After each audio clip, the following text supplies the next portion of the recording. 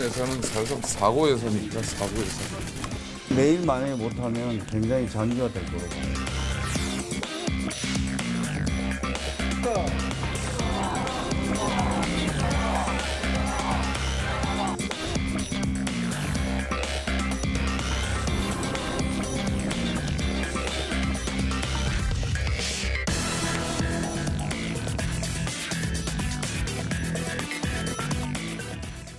여의도 사사건건 더불어민주당 용인정 지역구의 표창원 의원, 또 자유한국당 포항 북지역구의 김정재 의원 자리했습니다. 어서 오십시오. 네, 안녕하세요. 네, 반갑습니다. 오랜만에 나오셨어요. 네. 예산안 여쭤보기 전에 시청자분들이 이른바 유치원 3법 관심 많으니까 네. 통과 안 될 것 같은데요. 뭐가 문제입니까? 저는 그렇게 통과에 좀 긍정적입니다. 네. 왜냐하면은 지금 사실 여야가 지향하는 바가 같습니다. 네. 쉽게 얘기하면 그 국가 예산을 잘못 썼다면 그건 철저하게 근절시켜야 된다. 그리고 회계를 투명하게 해야 된다라는 거거든요. 그건 똑같습니다. 그런데 이제 방법에 있어서 조금 차이가 있는데요. 그게 지금 현재 누리과정 예산이 2조 원이나 됩니다. 네. 엄청난 예산이죠. 그런데 지금까지 유치원 어떻게 운영했냐면 국가에서 지원금을 주는 것이 2조인데 이것과 또 학부모가 내는 부담금이 있습니다. 원비라고 하죠. 네, 원비라고 그러죠. 네. 그걸 한 통장으로 관리를 한 거예요. 소위 말하면 공과 사가 막 섞여서 회계 처리가 제대로 안 된 겁니다. 그러면 국가가 어떻게 회계 처리를 하라라고 규칙을 만들어줬어야 하는데 국가가 지금까지 만들어주지 않았습니다. 그래서 이런 문제가 불거지는 건 이미 예견된 일이었고요. 네. 그래서 이번에 법을 냈는데 핵심은 뭐냐. 자유한국당은 이 국가에서 지원하는 돈은 국가 통장으로 네. 넣자. 그래서 국가가 직접 관리를 하고 감시를 하자. 네. 그리고 만약에 잘못 사용이 된다면 철저하게 처벌하자. 네. 심지어는 형사처벌까지 다 가능하도록 하자는 누리과정 거고요. 지원금 2조 원에 2조를 대해서는 그렇게 하자는 거고. 여야가 큰 이견이 없다는 말씀이시죠? 네, 그다음 통장 하나는 학부모가 내는 분담금 원비 통장은 네. 따로 해서 이거는 충분히 그 원이 좀 자율적으로 운영하게끔 그리고 또 선택권도 네. 학부모가 가진 만큼 학부모들 학교 운영위원회가 이걸 철저하게 감시하자. 네. 여기에 대해서도 감사해서 처벌할 수 있다면 처벌하자. 이게 핵심 내용이고요. 그러니까 네. 두 개의 지금 회계를 분리해서 좀 하자는 게 그 핵심입니다. 분리된 것 중에 이제 학부모들이 내는 원비도 사실은 유치원을 위해서만 원칙적으로 써야 하니까 그렇죠. 박용진 3법을 보면 그 원비도 아예 국가회계 시스템으로 집어넣자. 이 네. 부분에서 차이가 나는 거예요. 네. 우선 김정재 의원님 말씀처럼 네. 사실 지금 많이 좁혀져 있습니다. 처음과는 많이 다르고요. 네. 그래서 아무래도 합의 통과의 가능성이 상당히 높아졌다. 그렇게 보십니까? 네네. 왜냐하면 최초의 가장 큰 갈등의 요인이 시설 사용료였거든요. 네. 유치원을 사유재산으로 인정을 해서 그 시설에 대한 사용료를 원비에서 가져갈 수 있도록 해달라라는 그 주장이 자유한국당에서 나왔었는데 그분 철회하셨잖아요. 그래서 철회됐고요.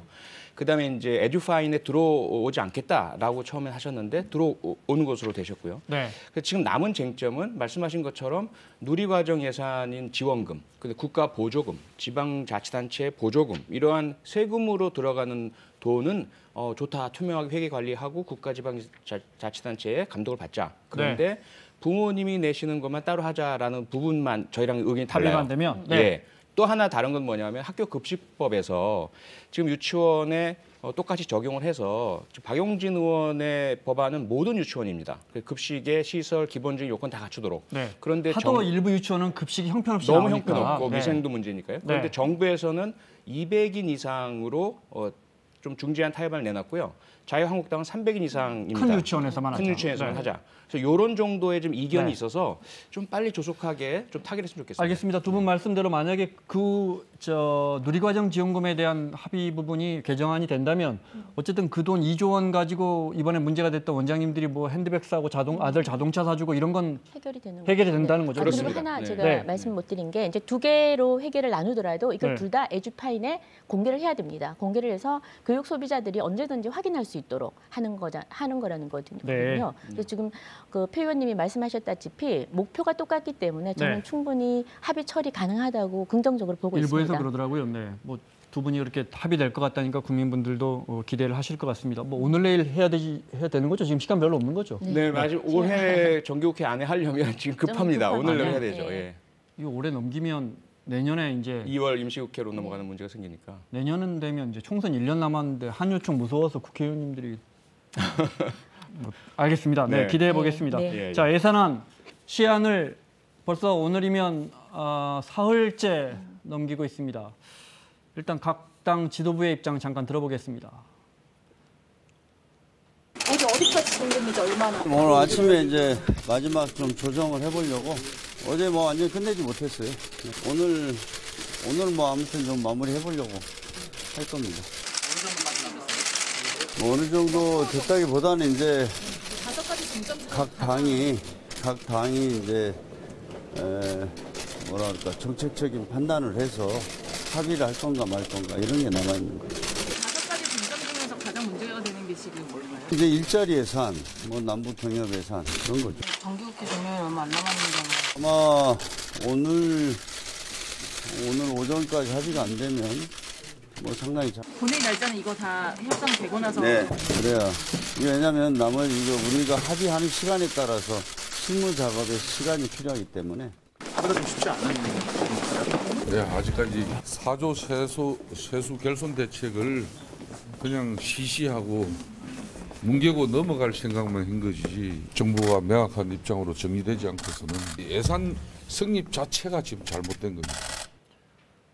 자, 홍영표 원내대표는 오전 중에 안 되면 이게 쉽지 않다고 했는데 오전 중에는 안 됐습니다. 합의가. 저것부터 여쭤볼게요. 4조 세수 결선, 그러니까 정부 재정 중에 세수로 4조 원 펑크난다 이 말씀이시죠. 네, 계속 네. 자유한국당이 이 부분 어떻게 할 거냐고 묻고 있어요. 네. 정부가 국채도 발행할 수 있다. 그러니까 뭐 저 빚내는 거죠. 그렇죠. 정부가 나름 어떻게 보면 대안을 내놨는데 이 부분 가지고는 안 된다. 사실 대한 국채 발행은 일종의 저는 협박이라고 봅니다. 먼저 그 4조 세수 결손에 대해서 다 아시겠지만 유류세를 인하했고 네. 또 지방 소비세를 이제 국가 재정에서 지방 재정으로 보조해 주죠. 예, 보조를 네. 해줍니다. 그것 때문에 지금 사주가 쉽게 얘기하면 아까 말 펑크가 난 건데요. 네. 결손이 생긴 건데 그러면은 당연히 세출도 줄여야 되겠죠. 그래서 이게 세출을 어떻게 씀씀이를 줄여야 될지 4조 부분에 대해서 이걸 지금 가지고 내역을 좀 가지고 오라는 겁니다. 네. 아니면 이 4조 세수 결손에 대한 세부 내역을 그걸 가지고 와서 국채 설명을 발행한다고. 하면 네. 그런데 거기에 대해서도 국채 발행을 안 하고도 충분히 할 수 있는데 할수 지금 내역을 있는데 안 가지고 오는 굳이 거죠. 빚낼 필요가 있느냐? 그리고 지금 소소위가 열리기 전까지 가지고 오겠다고 그랬는데 네. 사실상 아직 어떤 답도 없고요. 또 더 엄밀하게 얘기하면은 사실은 예산을 넘겨놓고 이렇게 정책 변화가 와서 새롭게 그 예산을 손을 봐야 될 때는 수정안을 내는 게 지금 법상 내게 돼 있습니다. 네. 그런데 수정안도 안 내고 이렇게 세수 결손에 대한 구체적인 세부 내역 설명도 없고 그래서 지금 좀 교착 상태에 빠져 있는 것 같아요. 근데 우선 4조의 세수 결손은 아니고요. 말씀하신 것처럼 상당 부분은 지방 소비세로 지방 자치단체에 주는 겁니다. 그래서 사업 자체를 국가 부담에서 지방 자치단체로 이전만 하면 다 해결되는 것이에요. 문제는 이제 유류세 인하에 따라서 세수 감소분이 발생을 네. 하는데요. 이 부분 역시 한 1조 얼마가 한 되죠? 1조 네, 네. 그 부분에 대해서 지금 여야 간의 합의 사항에 따라서 어떻게 될지가 변동의 부분인 거고요. 그래서 우선은 국채 발행의 가능성을 둔 것이고 예를 들어 지금 그 유류세 인하로 인해서 파생할 수 있는 또 다른 세수 효과도 분명히 있거든요. 그래서 잉여가 연말에 될 것으로 지금 예상이 되고 있는 상태이기 때문에 네. 지금 김성태 세금 원내대표의 걷는 게 좀 말씀은 남는다 이 말씀이시죠? 그렇죠. 네. 지금 김성태 원내대표의 말씀은 일단 그러한 문제를 딱 걸어두고 예산에 대한 협상의 카드로 활용하시는 거거든요. 네. 지금 우리가 프랑스 파리에서 일어난 지금 국가 비상사태에 준하는 부분도 유류세 인상 때문에 발생한 겁니다. 유류세가 그만큼 민감한 것이고 우리는 오히려 인하해서 국민에게 도움이 되는 방향으로의 정책이 지금 형성이 된 것이고요. 이 부분에 대한 처리는 예산하는 협상 과정에서 분명히 대안이 마련되기 때문에 이걸 예를 들어 기획재정부가 딱 그러면 4조에 대한 다른 안을 가지고 온다. 그러면 이거 자체로 다른 모든 예산이 틀어지고 아우가 안 맞게 되는 문제가 생깁니다. 네. 그래서 이 부분은 물론 그 변동 사항에 대한 지적은 충분히 하실 수 있고 이 부분에 대한 협의는 협상 내역에서 좀 풀어내시면 될 것 같고요. 그래서 어쨌든 빨리 법정 시한도 넘겼으니까 네. 예산 합의가 좀 이루어졌으면 좋겠습니다. 남북 협력 기금 네. 그게 얼마였더라요? 네. 그다음에 1조 가량 되죠. 예. 또 사실은 정도? 예. 그 전까지 지금 뭐 저 대북 제재 때문에 쓰지도 못하는 돈인데 왜 잡아놓느냐 이 부분이 또 있고 네. 네. 일자리 특히 그렇죠. 의미 없는 일자리에 돈 너무 많이 들어간다 이 부분은요. 이건 전혀 깎을 수가 없는 겁니까? 예, 왜 그러냐면 남북 경협에서는 아시다시피 제재가 어떻게 풀리느냐에 따라서 오히려 그보다 더 들 수도 있고요, 나중에. 네. 또는 제재가 안 풀리면 못 쓰는 예산이 될 수도 있거든요. 그러다 보니까 지금 그걸 미리 줄여놔 버리면 갑자기 이제 지금 뭐 김정은의 방남 또 걸려 있고 그다음에 네. 북미 정상회담도 자리 잡혀 있는데 여기서 잘 진척돼서 비핵화 진척되고 그래서 유엔의 제재, 미국의 제재 풀려서 빨리 철도 도로라든지 경협이 풀리게 된다면 지금 사용할 수 있는 부분이 마련돼 있어야 합니다. 물론 이것이 나중에 잘 안 돼서 잉여 예산으로 쓰지 못한 예산으로 남을 수가 있어요. 그때 되면 또 비판받아야죠, 당연히. 비판받아야 하지만 쓸 수 있을 부분을 마련해 두는 건 정부의 의무입니다. 네. 이 부분은 저희들 꼭 고수해야 될 것 같고요. 일자리 예산 역시 마찬가지거든요. 물론 시각의 차이는 있어요. 일자리는 민간에서 기업에서 하는 것이니까 국가에서 가급적 개입하지 말아라라는 뭐 주장도 당연히 일리가 있죠. 하지만 현재 저희들이 대통령 선거를 통해서 국민께 약속하고 국민의 지지를 받아서 탄생한 것은 일단 경제 틀을 바꾸자는 것이고요. 그리고 일자리 예산을 통해서 공공 일자리를 늘리고 공무원 증원하고 중소기업의 청년 고용에 대한 보조금 주고 이게 핵심이거든요. 네. 뭐 그렇다면 그 부분에 대해서는 좀 협조해 주시는 게 좋을 것 의원님 같습니다. 지적하신 것처럼 만약에 대북 제재가 지금 당장은 풀릴 것 같지 않지만 잘 돼가지고 내년이라도 풀린다면 돈이 있어야 뭘 할 거 아닙니까? 그걸 지금 안 잡아놓고 대북- 그때 가면 어떻게 합니까? 대북 제재에 대해서는 지금 그런 상황들을 다 상정해서 이전에도 계속 1조 규모의 예산을 잡았었어요. 네. 그래서 이번에도 조금 한 14% 늘었는데요. 1조 한 970억 정도. 해마다 이만큼은 되는데 잡아놨었거든요. 네네, 네. 잡아놨습니다. 근데 문제는 뭐냐면 지금 아까 그 사조 그 세수 결손에 대해서 소위 말하는 수입이 줄면 지출을 줄여야 되지 않습니까? 근데 지출을 줄일 여지가 얼마든지 있다는 거죠. 그게 지금 말하는 여러 가지 쟁점이 되는 법안들 예산이 있지만 그중에 남북 경협과 일자리 예산으로 저희 당에서는 보는 겁니다. 네. 첫 번째 남북 경협은 그 가장 문제는 지금 이게 비공개 예산이 너무 많다는 거예요.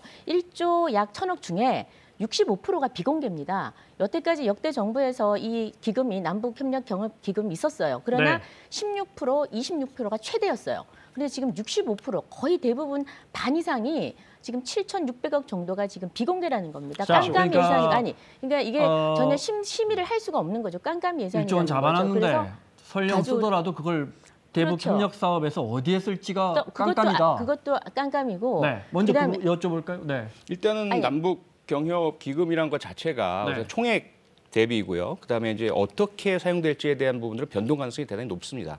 그래서 어쩔 수 없는 그런 비공개 근데 부분이 분명히 문제는 있고요. 이전 네. 정부에 비해서 우리가 상식이라는 게 있지 않습니까? 소위 말하면 일정 부분은 저희가 비공개한다는 걸 이때까지 묵인해 왔습니다. 그런데 그 퍼센테이지가 보통 10%, 20%였는데 이번 정부에 갑자기 내년 예산의 65.3%가 지금 비공개라는 거죠. 네. 그래서 깜깜이 예산에 대해서 이 내용을 좀 가져와라. 이게 왜 그러냐면 이게 깜깜이로 되면 가장 큰 문제가 전용 가능성입니다.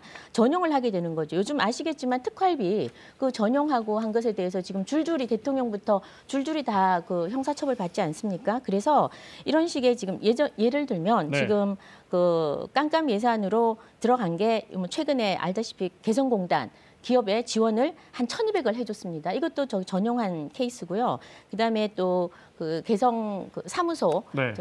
리모델링 하는데도 100억 썼는데 이런 것도 다 전용한 사례입니다. 그래서 예산을 저희가 제대로 감시할 수 없도록 이렇게 비공개를 한다는 게 첫 번째 문제고요. 그다음에 또 문지방 예산이라고 있습니다. 예를 들면 SOC 사업을 처음에 계속 설계비라든지 용역비라든지 한 5억, 10억만 넣는 거죠. 그러나 그 뒤에는 수조 원의 예산이 앞으로 네, 네. 향후 써야 되는 겁니다. 그래서 이 부분에 대해서도 문제 제기를 하는 거고요. 일자리 예산은 더더욱 심각한 게 작년까지 올해까지 54조를 썼습니다. 54조는 다 1억씩 54만 명을 주는 돈 어마어마한 돈입니다. 올해 23조가 잡혀 있어요. 지금까지 그러면 한 77조, 78조가 되는데 과연 일자리가 창출됐느냐? 건전한 장기적인 네, 일자리가 네. 창출됐느냐? 네. 아니거든요. 그래서 여기에 그 부분, 대해서 네. 여기에 대해서는 더 이상 정부가 재정으로 일자리 창출하는 사람이 거는 바뀌어도 저희 똑같아요. 반대입니다. 아니 반대입니다. 좀 이렇게 네. 서로 주고받고 하시는 게 훨씬 좋을 것 같습니다. 아니, 너무 먼저 길게 말씀을 하시면 남북협력기금과 알겠습니다. 일자리 네. 말씀하셨기 때문에 네. 예. 알겠습니다. 네. 예. 근데 우선 이제 남북 경협 예산 같은 경우는 말씀하신 것처럼 제가 설명을 좀 드려야 하겠는데 그 예. 전에 나오시던 자유한국당 의원님들도 시간을 너무 많이 초과해서 그 부분만 조금 양해 네. 뭐 하실 말씀이 많으니까 네, 네. 조금씩 이게 왔다 네. 갔다 하면 네, 다 될 것 같아요. 네. 예, 네. 예. 네. 그래서 남북 경협 예산 김정재 의원님 말씀처럼 이게 어디서 어떻게 풀릴지가 미리 예측하기 대단히 어렵습니다. 그래서 다른 예산처럼 미리 다 세목 항목 다 정해서 전용 이용 불가능하게 한다는 것과는 좀 체계가 다른 예산이라는 점. 그러다 보니까 이제 총액 중심으로 가는 것이고 네. 어느 정권이나 마찬가지였고 다만 지난 이명박 박근혜 정권에 비해서 지금 남북 화해 무드가 훨씬 조성되어 있는 국제적 상황도 있고 하다 보니까 네. 그 점과 좀 다른 점이란 것. 두 번째는 이제 일자리 예산 같은 경우는 뭐 각 일자리 예산 한 명당 그대로 산출이 되었느냐 이렇게 이제 짚어보면 당연히 문제가 있죠. 그런데 아시다시피 일자리 예산이란 것이 그렇게 한 명을 직접 고용하는 형태가 아니고요. 일자리 안정기금의 향상도 있고요. 그다음에 중소기업에 대한 지원도 있고요.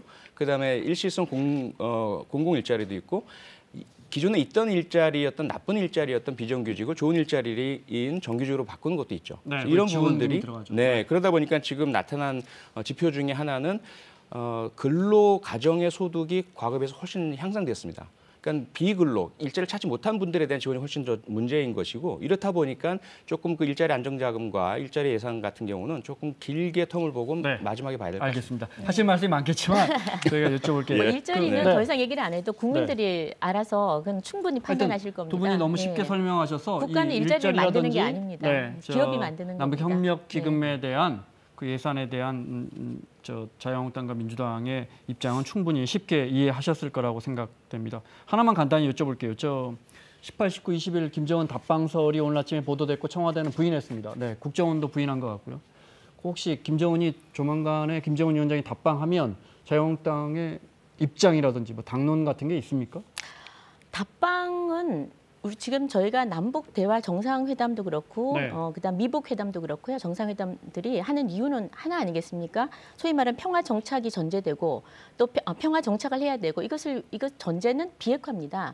지금 비핵화로 가는 과정이 저는 남북 정상회담이라고 생각을 합니다. 근데 과연 지금 그게 성과가 있느냐? 네. 그 한번 되물어 봐야 될 것 같아요. 소위 말하는 북한이 미국과 정상회담도 그러니까 답방에 대한 자유한국당의 뭐 하실 말씀 많겠지만 그러니까 답방에 대한 자유한국당의 입장이 어떤 건지 여쭤보는 겁니다. 비핵화에 대한 네. 어떠한 조치가 취해지지 않는 한은 우리가 뭐 쌍수 들고 환영하고 이런 입장을 취하기는 곤란하죠. 네. 최소한 거기에 대한 답은 나와줘야 되겠죠. 만약에 네. 답방하면 이렇게 현수막 들고 반대하실 거예요?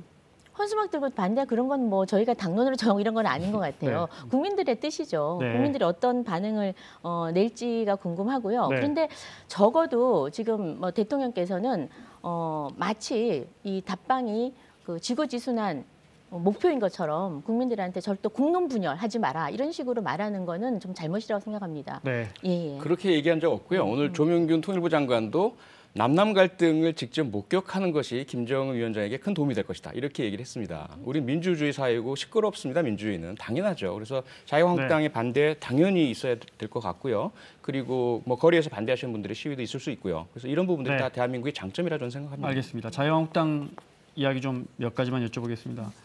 박근혜 이명박 전 대통령 구속돼서 재판받고 있는데 불구속 재판을 받게 해주자라는 게 아마 뭐 흔히 복당파라고 합니까? 비박계라고 합니까? 여기서 이야기가 나와서 이게 좀 논란인가 봅니다. 일단 이걸 여쭤보겠습니다. 어떻게 두 전 대통령이 불구속으로 재판받는 게 좋겠습니까?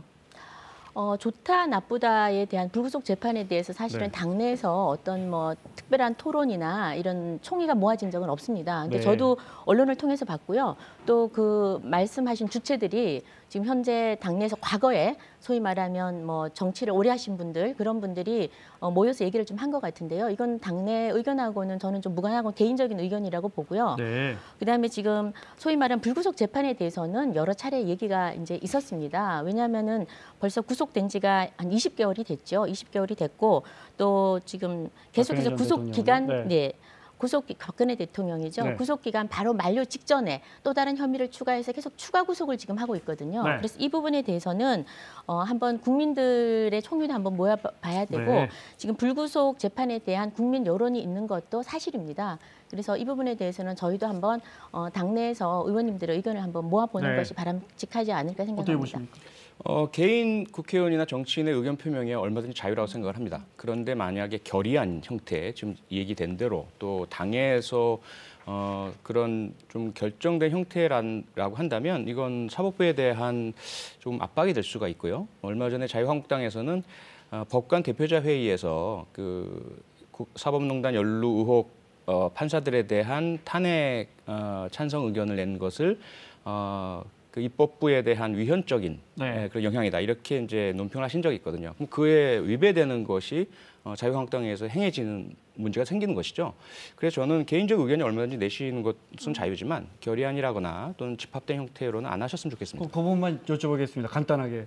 사법부가 영장 발부를 결정해서 영장 발부를 한 건데 이걸 입법부가 의견을 내는 거에 대해서 개인적인 의견은 가능하겠죠. 네. 예, 예. 그리고 뭐 말씀하신 대로 당에서 이게 결의안 이게 내는군요. 당에서 결의안 내용은 없으니까요. 네. 아직 뭐 그런 얘기는 없으니까 거기에 대해서는 제가 어떻게 얘기를 할 바는 네. 못 되는 것 같고 이게 일단 법적 구속력은 없으니까요.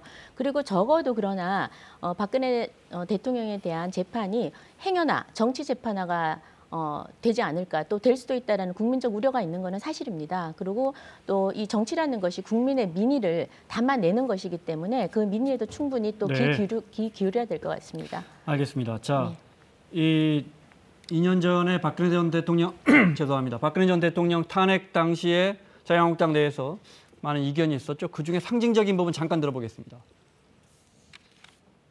새누리당은 박근혜 대통령의 사당으로 전락해서 국민과 당원 동지 여러분들을 실망시켰습니다.